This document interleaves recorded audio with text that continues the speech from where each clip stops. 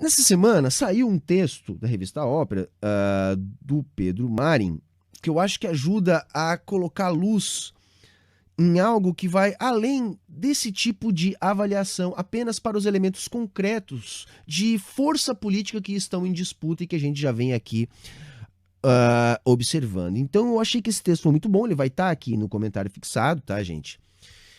E ajudou a juntar as coisas de modo a gente entender o processo que está acontecendo. Então, o primeiro ponto é esse.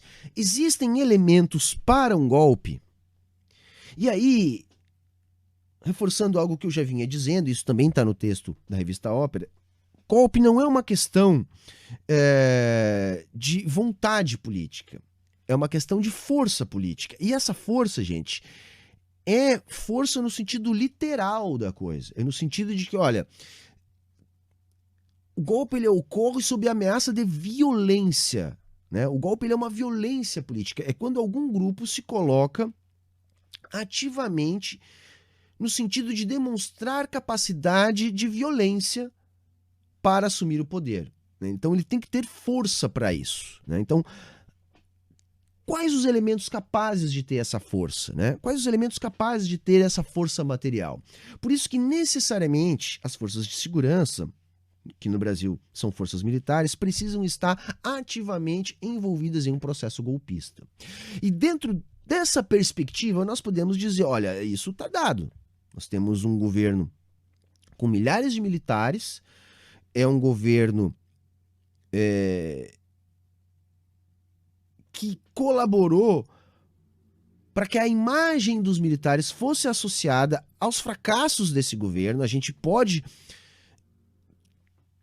evidenciar mais isso, eu acho que é nosso papel também, sempre sublinhar isso, mas de alguma maneira já sai abalada a imagem dos militares. E mais do que uma imagem abalada, nós temos militares possivelmente envolvidos em esquemas que podem os prejudicar ali na frente, caso haja um escrutínio melhor desse período. Então existem sim elementos capazes de mobilizar força que podem estar interessados, né, em uma escalada golpista. Então aí nós temos um outro ponto. Quem são os golpistas? E é fundamental, o golpista não é o Bolsonaro, gente. O golpista não é o Bolsonaro. O Bolsonaro está se apegando à questão do golpe porque cada vez mais ele tem medo de não vencer as eleições. Está sendo feito todo o roteiro possível para ele conseguir reverter a opinião pública. Né? Então, se desamarraram as regras fiscais, pacote anti-Lula, muito dinheiro, orçamento secreto, compra escancarada de votos. Tudo isso serve, né, com o plus a mais dos gastos com propaganda do governo para tentar reverter o quadro de rejeição que coloca o Bolsonaro pressionado pelas pesquisas. E diante do esgotamento do tempo e da incerteza de que se vai dar certo ou não isso, ele também vem instigando uma escalada golpista. Porque a escalada golpista, com o apoio militar, evidentemente, pode ser a única forma de Bolsonaro continuar no poder. Então, nesse caso, é o Bolsonaro que precisa dos militares para se manter no poder. A mesma coisa não necessariamente a gente pode observar em relação aos militares.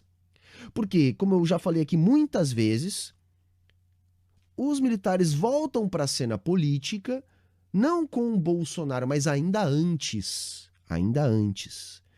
Antes mesmo do governo Temer. Eles voltam efetivamente no governo Temer, com Etchegóin lá e sua turma, e muitos outros militares vão começar essa escalada, e voltam com o governo Temer, porque, na verdade, eles já tinham voltado ao protagonismo político ainda antes, quando eles vão interferir no processo de pressão sobre o STF para manter o Lula fora da jogada naquele tempo que antecedeu a prisão do Lula.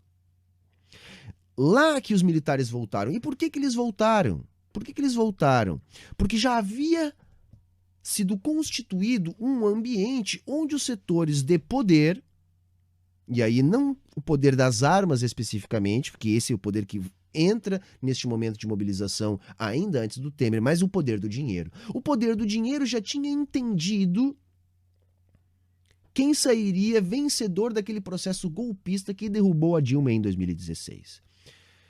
E com essa estabilização de tendência do capital contra o projeto do PT, os seus defensores de primeira ordem, os militares, então também vão ser levados a retornar à cena política, subscrevendo a ação golpista da burguesia contra o PT. Então, por isso que nós vamos ter a intromissão dos militares ainda antes do Temer chegar ao poder, que é quando os militares voltam para a cena oficialmente participando do governo. E aí sim, com o Bolsonaro, eles se espraiam pelo governo e tomam conta do governo, fazendo deste um governo militar de fato, que é o que a gente tem hoje, onde o militar ele é um para-raio, ele é um bufão, ele foi um atalho para um governo militar que começou a se constituir ainda lá com Temer.